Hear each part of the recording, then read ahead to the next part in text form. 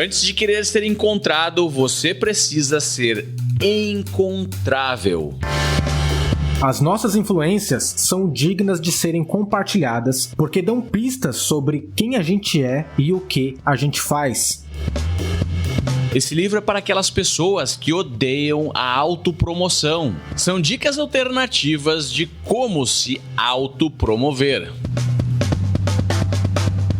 Muitas pessoas, como Einstein, Thomas Edison, Mozart, Picasso, George Lucas, Agatha Christie, Paulo Coelho, os Beatles e tantos outros, eram na verdade parte de uma cena onde havia apoio, troca, exibição de trabalhos, cópias, roubo de ideias e muita contribuição. Imagine se o seu futuro chefe não precisar ler o seu currículo porque ele já leu o seu blog. Imagine perder o seu emprego, mas ter contato com pessoas familiarizadas com o seu trabalho e dispostas a te ajudar a encontrar um novo emprego. Imagine se você pudesse transformar um hobby ou um projeto paralelo na sua grande aventura de vida. E se você pudesse gastar a maior parte do seu tempo aprendendo algo extremamente interessante ou gerindo o seu próprio negócio como um empreendedor? Segundo o autor do livro de hoje, tudo o que você precisa fazer é mostrar o seu trabalho. Eu sou o Gustavo Carriconde, você está no Resumo Cast e agora eu vou te mostrar o trabalho meu e da minha fantástica equipe. Mas não sem antes agradecer aos grandes empreendedores que apoiam oficialmente o projeto do Resumo Cast. Obrigado ao Luiz Alberjante, Vivian Rio Stella, Fábio Lemos Maia, Gabriel Cunha e Ricardo Zanlorenzi. São esses alguns nomes e se você quer entrar para essa tribo de empreendedores, de apoiadores do Resumo Cast, visite resumocast.com.br/apoia-se. Os melhores livros de negócios investigados a fundo por quem entende de empreendedorismo. Fique ligado, pois está começando mais um episódio do Resumo Cast com Gustavo Carriconde e Renata Libérica. O livro Mostre Seu Trabalho foi publicado no Brasil em 2017. O escritor é Austin Kleon, autor do best-seller Roube como Artista. Nessa obra ele traz 10 maneiras para você compartilhar seu trabalho e ser descoberto. O livro toca num ponto muito sério que eu percebo que ainda acontece bastante. Grande parte das pessoas querem divulgar seus trabalhos, produtos e serviços na internet. No final das contas, o que elas querem é vender. Essa é a verdade, certo? E até aí, tudo bem, não tem nada de errado com isso. O problema é que muitos acabam se tornando aquele típico panfleteiro digital. O Austin Kleon chama essas pessoas no livro de spam humano.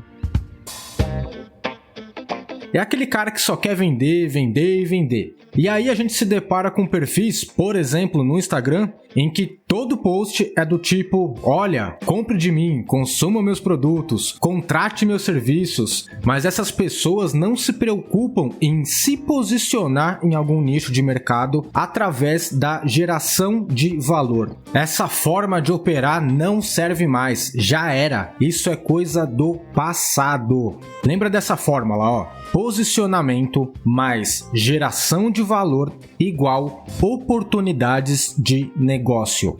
Se você observar e analisar alguns bons profissionais, empreendedores e empresas na internet, vai perceber que eles não ficam só se autopromovendo. Não, eles sabem como se posicionar, eles geram muito valor de forma gratuita através de bons conteúdos, sejam artigos, posts, stories nas redes sociais, vídeos, webinars, lives e mais uma porrada de coisa. Aí sim, a cada alguns posts eles fazem um ou outro de autopromoção para você comprar alguma coisa, mas a maioria dos conteúdos dessas pessoas são para gerar valor, nutrir e esquentar a sua audiência. Se posicionando e gerando muito valor, esses profissionais e empresas acabam se tornando o quê? Referência, e isso sim abre oportunidades de negócios para eles. O sentimento que eles despertam nos seus seguidores é mais ou menos o seguinte: Poxa, se de graça esse cara já me ensinou tanto, imagina o que deve ter no curso então. Imagina se eu contratar o serviço dele. Essa é a ideia. E essa fórmula de posicionamento mais geração de valor igual oportunidades de negócio não serve só para empreendedores.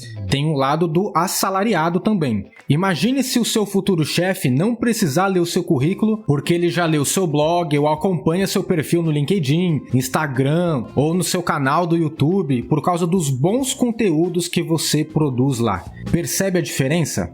Quero te convidar para fazer uma autoanálise. Dá uma olhada no seu perfil ou no perfil do seu negócio e perceba, note se você realmente tem gerado valor com o que você tem postado lá. Ou se você tá só se autopromovendo, se tornando um spam humano, um panfleteiro digital. Selecione aí uns 10 perfis bem conhecidos do mesmo segmento que o seu e perceba o que eles têm postado, como eles têm interagido e engajado com a audiência. Isso é algo bem simples de se fazer e vai te dar sim um norte se você está falhando ou não em relação a essa geração de valor e esse posicionamento em seus canais na internet.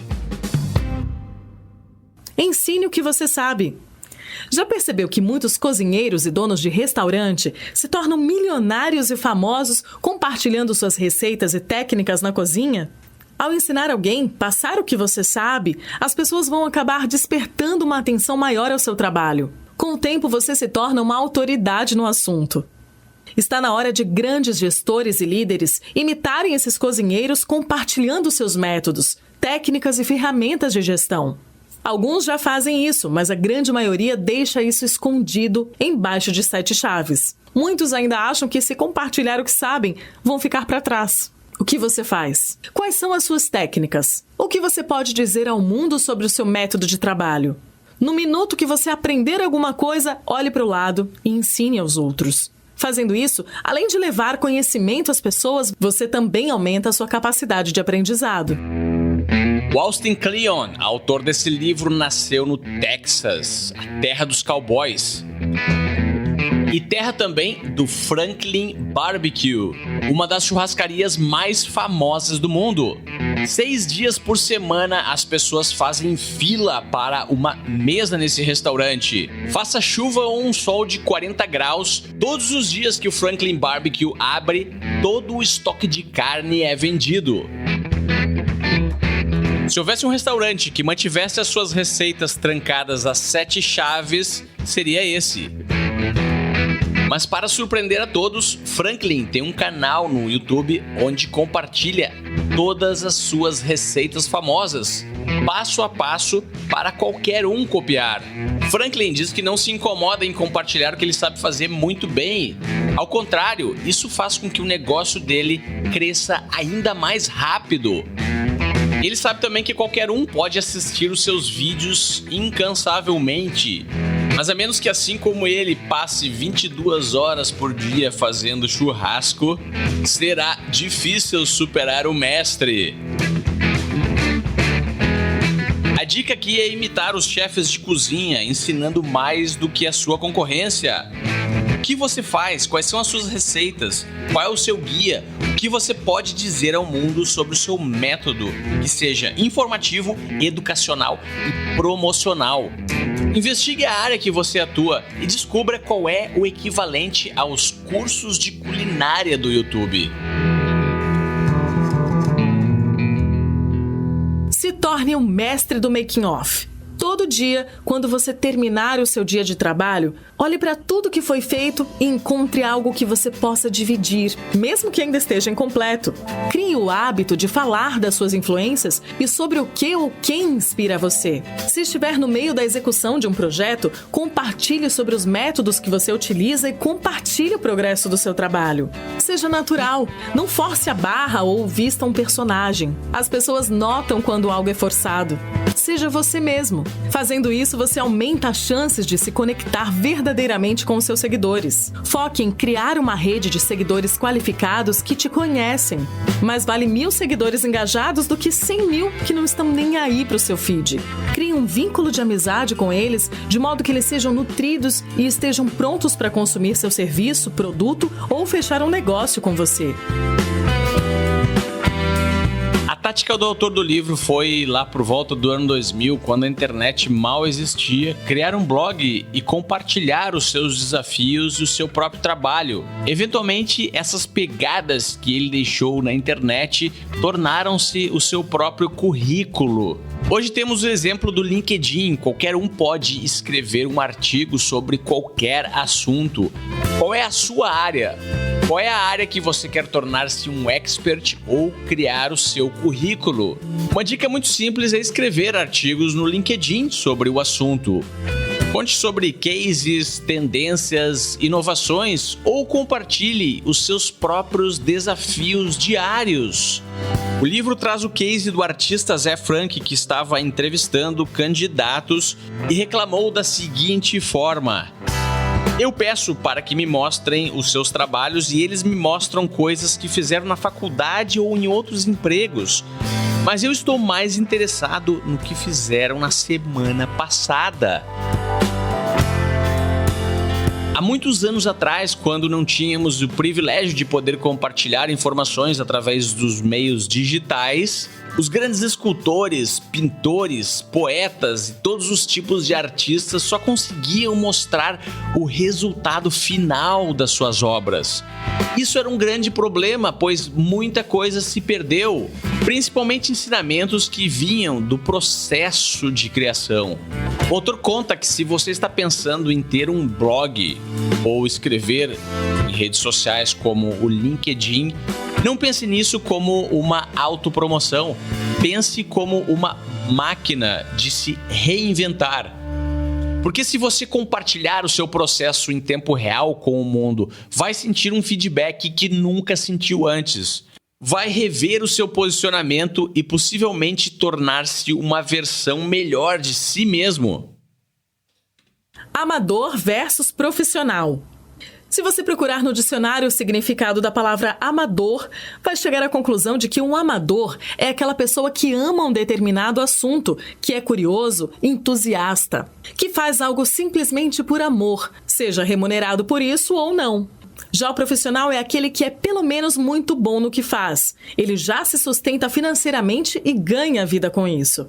Um verdadeiro amador é um eterno aprendiz. Ele nunca fica no mais do mesmo. Por esse ponto de vista, não deveríamos nós sermos eternos aprendizes naquilo que escolhemos como profissão? Um verdadeiro amador está constantemente aprendendo e compartilhando o seu trabalho. Divida o que você ama com as pessoas. Isso irá atrair as pessoas interessadas na sua arte, serviço, produto ou no seu negócio. Se você quer se tornar um mestre, antes precisa ser um aprendiz. E um aprendiz nada mais é do que um amador. Aliás, um bom mestre de verdade faz com que seus aprendizes se tornem melhores do que ele.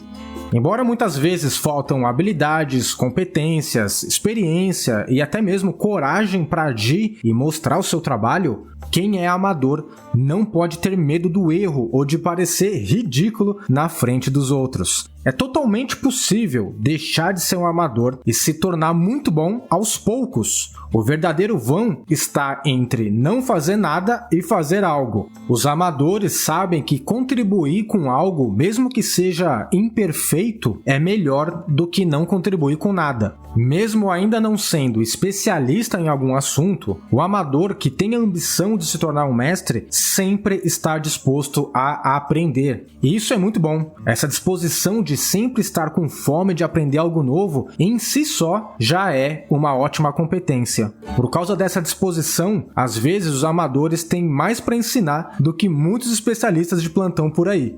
Tem uma frase do autor C.S. Lewis que diz assim: é comum ver dois alunos resolverem juntos um problema melhor do que o mestre. O mais engraçado nisso tudo é que o mundo atual, o tal do mundo VUCA, está mudando tão rápido que está transformando todos em amadores. Sempre tem algo novo para aprender e fazer no seu negócio. Ao contrário do que alguns acham e até reclamam, eu acho isso muito bom, porque exige que a gente sempre esteja em movimento. A melhor maneira de ver o seu trabalho crescer e tomar uma grande proporção é manter um espírito amador, abraçando o incerto, abraçando o desconhecido. O Thom Yorke, líder e vocalista da banda Radiohead, tem um costume bem interessante. Quando ele acha que compor uma música tá confortável demais, ele pega um instrumento totalmente diferente que ele não sabe tocar e tenta usar esse instrumento nas suas composições. Olha só que legal essa mentalidade. Quando ele se sente confortável, ele mesmo provoca certas crises e desafios na sua forma de operar. Eu sou músico, é o meu hobby preferido, e esse exemplo do Thom Yorke já me ajudou a provocar algumas crises nas minhas composições. Antes eu tocava só violão e guitarra, hoje toco gaita, ukulele, baixo, escaleta, justamente por causa disso, de me provocar e abandonar essa zona de conforto na hora das composições.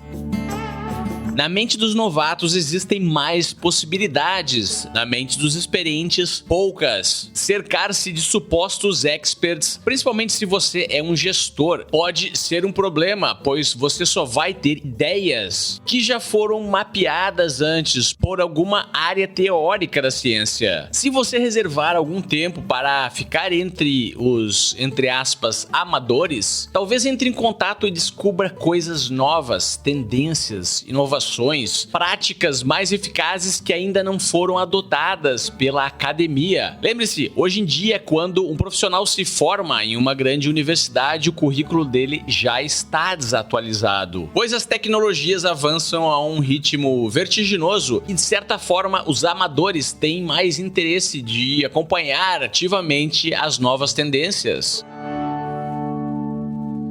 A ideia aqui não é adotar uma postura bipolar, ou totalmente profissional, ou totalmente amadora. A melhor estratégia é entender que o equilíbrio está em conseguir transitar quase que diariamente entre habilidades e pensamentos mais profissionais durante o dia a dia para administrar e gerir o que é necessário com técnica e teoria, e também reservar algumas horas ou alguma capacidade da sua organização para testar coisas novas que vão contra a intuição dos profissionais mais estabelecidos no mercado, mas que têm a possibilidade de desencadear um efeito em cadeia e possivelmente acertar um tiro na lua. O Google é uma empresa assim que incentiva e dá aos seus funcionários o direito de eles gastarem 20% do tempo que estão sendo pagos para trabalhar em projetos considerados amadores. E um desses projetos de um de seus funcionários acertou um tiro na lua, que foi a criação do serviço de e-mail mais utilizado no mundo, o Gmail. Você está escutando o melhor podcast de resumo de livros do Brasil. É difícil a gente falar sobre geração de valor através de bons conteúdos sem tocar no assunto criatividade. E quando a gente fala sobre criatividade, existem alguns mitos que precisam ser derrubados. Um dos mais perigosos é o mito do gênio solitário. É quando você fala, poxa, o cara surgiu do nada, da noite pro dia ele teve uma ideia genial, deu certo e estourou no mercado. O cara nunca apareceu em lugar nenhum, nunca fez uma parceria, nunca participou ativamente em uma cena e de repente tá famoso. Muitos artistas, empresas e profissionais são julgados assim. Mas toma cuidado, se você pensa assim, isso é um indicador pessoal de que você está enxergando a criatividade através de uma lente antissocial. Existe uma maneira mais saudável de se pensar sobre criatividade. O compositor, músico e produtor britânico Brian Eno chama isso no livro de cena. Nesse modelo, grandes ideias são frequentemente geradas por um grupo de indivíduos criativos. Esse grupo, essa cena, essa tribo, acaba formando um ecossistema de talentos. Se você fazer uma análise breve na história da humanidade, vai perceber que muitas pessoas, como Einstein, Thomas Edison, Mozart, Picasso, George Lucas, Agatha Christie, Paulo Coelho, os Beatles e tantos outros, eram na verdade parte de uma cena onde havia apoio, troca, exibição de trabalhos, cópias, roubo de ideias e muita contribuição. A cena não diminui as realizações dos grandes indivíduos, mas reconhece que um bom trabalho não é fruto de uma ideia surgida no vácuo.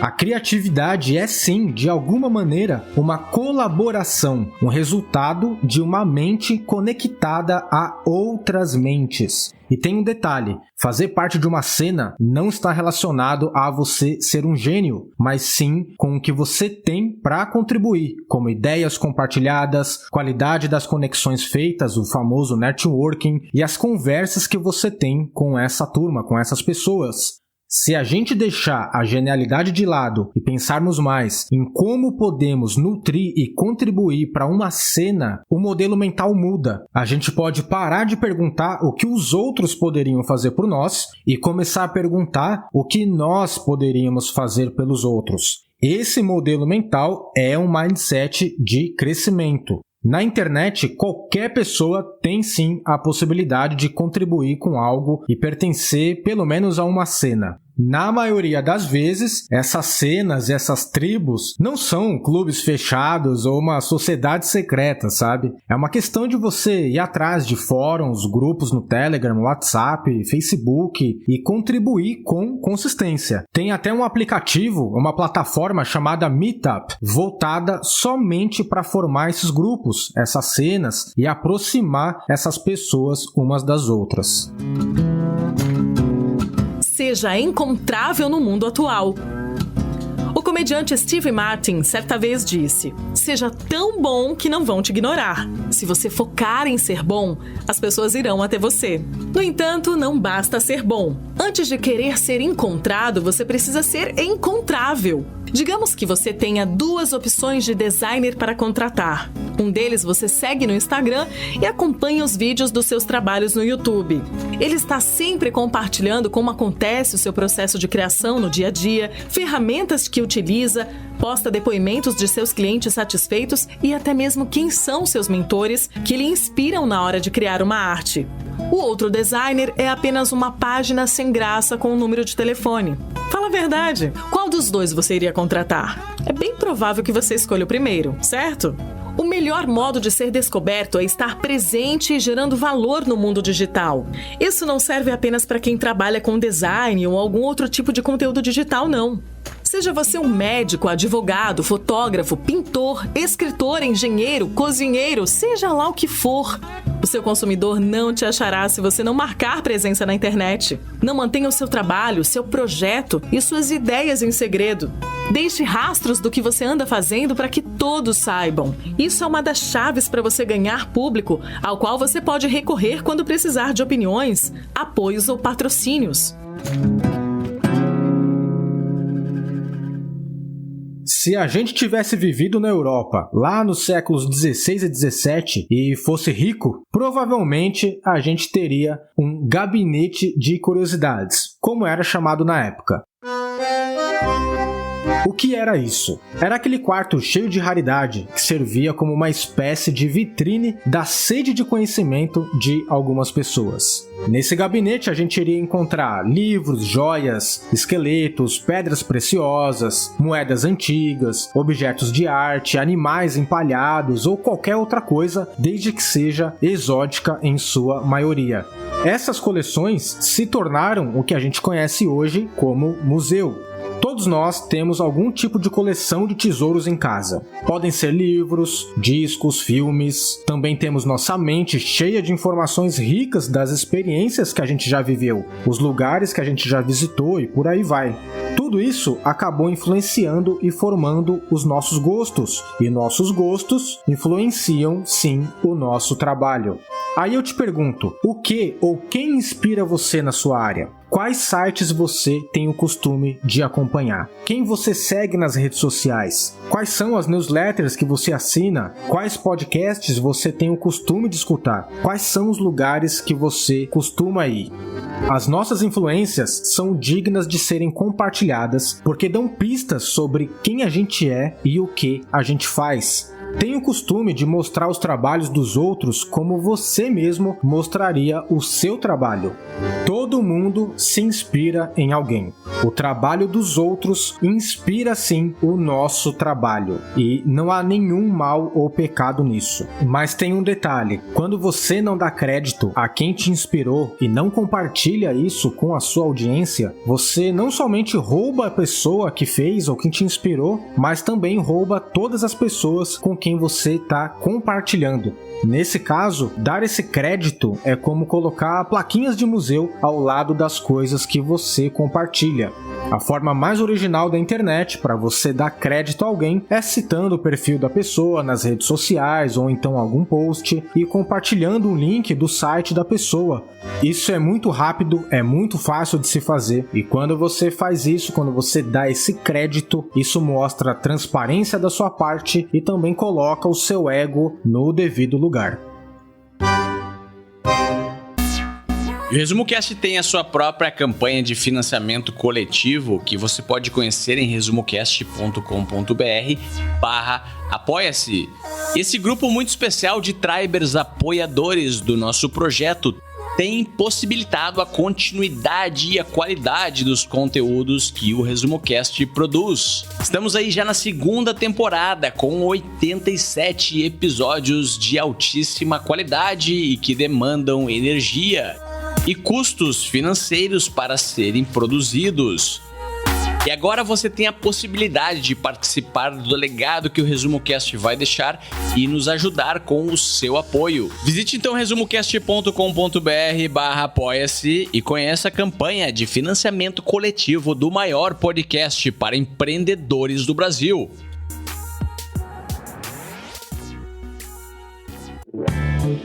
Aprenda a levar porrada.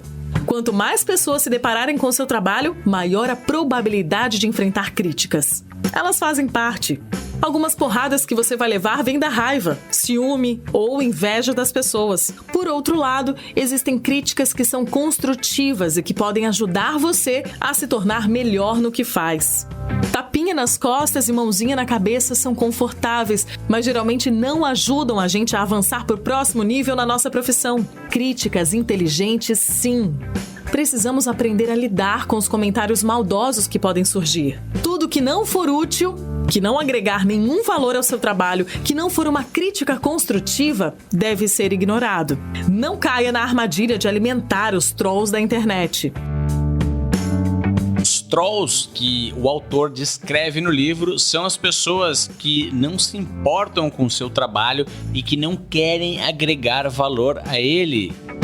Ninguém aqui está pedindo para você não escutar os feedbacks, mas o que está por trás da pessoa que emite o feedback, no caso dos trolls, é um negativismo. E aí entram diversos problemas, como problemas pessoais, problemas de inveja, desequilíbrio psicológico, enfim, seja lá o que for.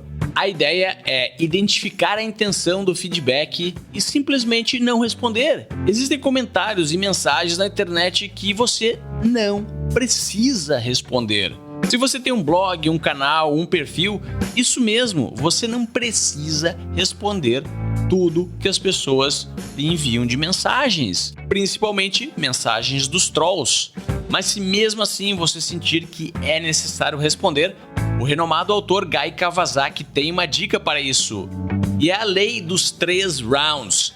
No primeiro round, o troll faz uma postagem agressiva e ele chama para o ringue. Aí você pode dar a resposta. Primeiro round. Segundo round, o troll responde novamente e ele já indica que está pronto para a briga e para continuar uma luta de 20 rounds. No terceiro round, você vai responder e a luta acabou. Não importa o que aconteça, não prossiga além do terceiro round. Alguém que não conhece você, que não conhece o seu perfil, que algum dia se deparar com uma luta com 50 rounds, não vai se preocupar nem se importar em entender toda a história e descobrir quem tem a razão. A única coisa que vai permanecer é que você tem a sua reputação envolvida em brigas pela internet. Tenha em mente que se você está sendo criticado, é porque está fazendo algumas coisas. Muitas pessoas vivem paralisadas e amedrontadas de colocar os seus sonhos no mundo, de iniciar uma grande aventura, que é ter um negócio, é ter algo público postado na internet, porque tem medo dos trolls. E esse medo pode muito bem ser a antecipação de um futuro que nunca vai acontecer.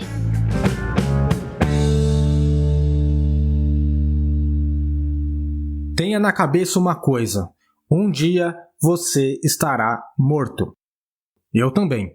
Eu sei que pode parecer assustador. A maioria dos seres humanos prefere ignorar esse fato básico da nossa existência. Mas pensar a respeito do nosso fim inevitável é uma maneira de colocar tudo em perspectiva. Aliás, esse tipo de abordagem é muito presente no estoicismo. Provavelmente você já deve ter lido ou visto algum relato de alguém que quase morreu e como isso mudou a vida dessa pessoa. Quando George Lucas era adolescente, ele sofreu um acidente de carro muito grave, quase morreu. A partir dali, ele decidiu que todo dia, a partir de então, era um dia extra. E isso fez com que ele se dedicasse de corpo e alma pelo cinema. Bom, o final da história você já deve saber. Ele foi o diretor premiado de Star Wars, ganhou muito dinheiro, muita fama com isso, e depois que ele vendeu a franquia para Disney, ganhou mais dinheiro ainda.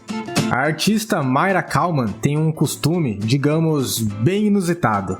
Ela lê alguns obituários todas as manhãs. Ela diz que isso é uma forma covarde de se aproximar da sua morte. E ela diz assim: ler sobre isso é a minha maneira de pensar sobre a morte enquanto a mantenho bem distante. Ler a respeito de pessoas que morreram e que fizeram coisas interessantes durante a vida me dá vontade de levantar e fazer algo decente com a minha.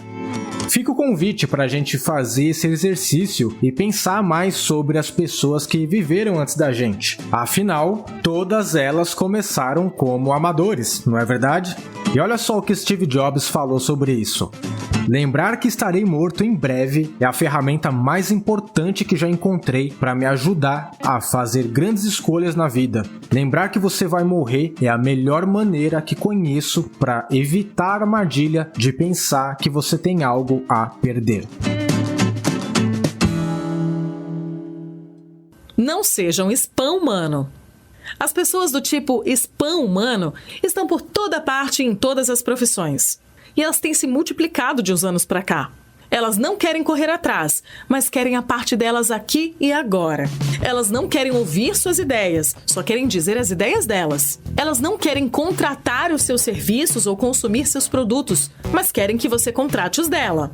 Parece que o mundo só gira em torno delas e de seus trabalhos. As pessoas são os verdadeiros panfleteiros digitais. Sabe aquela frase "me segue que eu sigo de volta" que vemos nos comentários de sites e redes sociais? Não faça isso.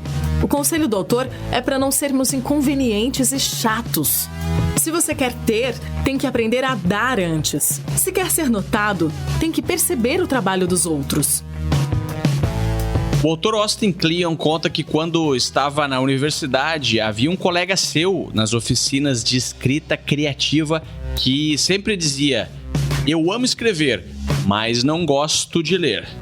Segundo Austin, fica evidente que você pode desconsiderar esse jovem completamente. Como todo autor sabe, se você quer ser um escritor, tem que ser um leitor primeiro. Essa história ilustra a personalidade do spam humano. O spam humano não está nem aí para o feedback, ele não quer sentir o mundo. Ele escreve livros, ele tem canais de podcasts, ele tem canais no YouTube, ele tem cursos, ele envia centenas, talvez milhares de e-mails. Ele sempre quer impactar e atingir o mundo inteiro com as palestras que dá, mas não quer contribuir e nem consumir valor de ninguém.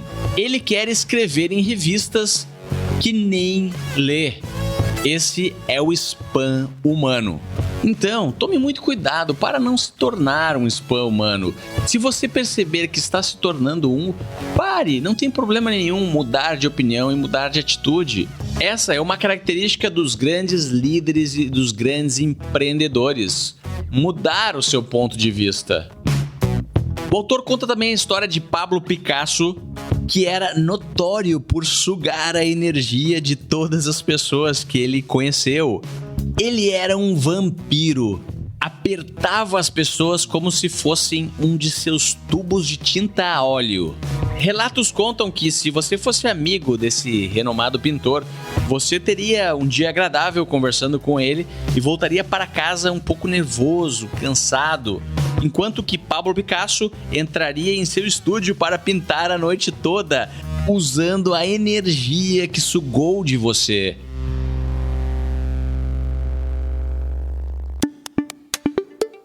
Conhece alguém que é assim? Um vampiro humano? Conhece uma profissão que também possa sugar a sua energia, assim como um vampiro? Ou uma atividade que você pratica diariamente, mas não gosta e perde toda a sua energia nela? Faça o teste do vampiro. Tente reconhecer quando está diante dele. Tanto se for uma pessoa quanto um emprego ou uma atividade qualquer que você acha que está sendo forçado a executar. Os vampiros sugam a sua energia criativa e a sua capacidade de produzir valor para o mundo.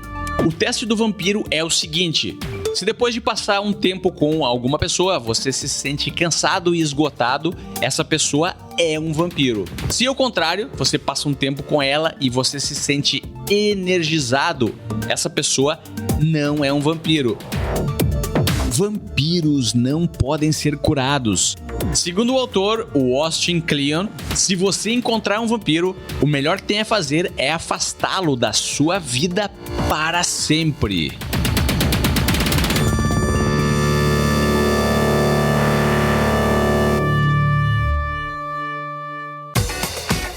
Transforme seu hobby em trabalho. Se você ainda está com o pé atrás em mostrar seu trabalho, seja por medo, vergonha ou falta de autoconfiança, separamos 6 dicas que vão te ajudar a dar os primeiros passos. 1. Pense em algo que você gosta muito de fazer, que você faz apenas pelo prazer de fazer. 2. Pesquise na internet meios de se tornar melhor nisso. 3. Melhore um pouco a cada dia. 4. Compartilhe diariamente seus aprendizados e interaja com quem apreciar seu trabalho. 5. Quando construir uma base sólida de fãs e seguidores qualificados, crie produtos para eles consumirem. 6. Seja um eterno amador e repita o processo. Além de todas as dicas fantásticas desse livro, eu não poderia deixar de citar o método de ultra-aprendizado dos Ultra Learners, que o ResumoCast vem falando muito. O ultra-aprendizado reúne princípios que irão lhe permitir adquirir técnicas, ferramentas, habilidades e conhecimentos de uma forma agressiva, muito rápido e totalmente autocontrolada, ou seja, você cria a sua grade curricular e não delega ela ao governo ou a uma instituição de ensino, como uma escola ou uma universidade. Essa habilidade que vai melhor preparar o profissional empreendedor do futuro. Pode lhe ajudar a adquirir conhecimentos que irão complementar algumas habilidades que você já tem, aumentando o seu diferencial. Para ilustrar isso, eu vou contar a história do Scott Adams, o criador dos quadrinhos Dilbert. Ele relata no seu blog que tinha alguns conhecimentos sobre o mundo dos negócios, nada espetacular. Ele sabia contar algumas piadas, mas nunca se considerou um humorista. Também era um desenhista não muito bom. Quando ele resolveu juntar essas 3 coisas e aperfeiçoar as suas habilidades como desenhista, como cartunista, em um processo de aprendizado, ele produziu um diferencial único como artista, criou o seu nome como o criador dos quadrinhos Dilbert e hoje é uma das maiores referências mundiais na sua área. E tudo isso porque lá atrás, através de um blog, resolveu mostrar o seu trabalho.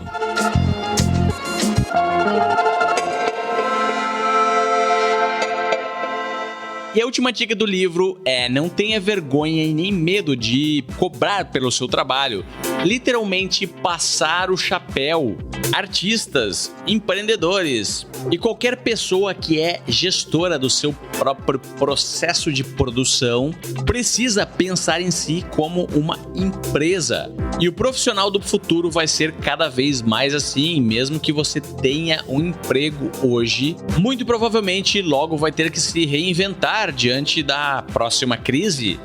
E a melhor forma de lidar com isso é pensar em você, na sua imagem, como uma empresa, geri-la também financeiramente e certificar-se que você consegue gerar um fluxo recorrente de receita para que tenha dinheiro literalmente entrando e você possa desempenhar o seu trabalho quase que artístico de maneira focada e sustentável durante muitos e muitos anos no futuro. Alguns gurus pregam veementemente que os empreendedores não podem pedir doações, mas o autor do livro, o Austin Kleon, muito mais bem sucedido que a maioria dos gurus que falam isso, diz em seu livro que se você produz valor para o mundo, você tem sim que ter um botão de doações no seu site e também na sua lista de e-mails. E o Resumo Cast, que produz muito valor para os empreendedores, não é diferente. E nós chamamos isso aqui de apoio. Então, se você está sentindo-se impactado e sente que vai conseguir se beneficiar hoje, amanhã ou em algum momento no futuro desse valor que eu estou te entregando aqui através do meu trabalho, visite resumocast.com.br/apoia-se e lá você pode conhecer a minha campanha de financiamento coletivo. E eu desejo que você tenha muito sucesso, crie o seu valor, mostre o seu trabalho ao mundo e possa, quem sabe um dia, ter os seus próprios seguidores e criar as suas próprias campanhas. Só não caia no erro de tornar-se um spam humano, vender, ser um mestre nas fórmulas do marketing e nos gatilhos mentais, mas não gerar nenhum valor para o mundo. Se eu pudesse voltar no tempo e sugerir ao autor um outro título para esse livro, eu diria que ele deveria se chamar Mostre o Seu Valor. Um abraço e até semana que vem com mais um grande livro para empreendedores.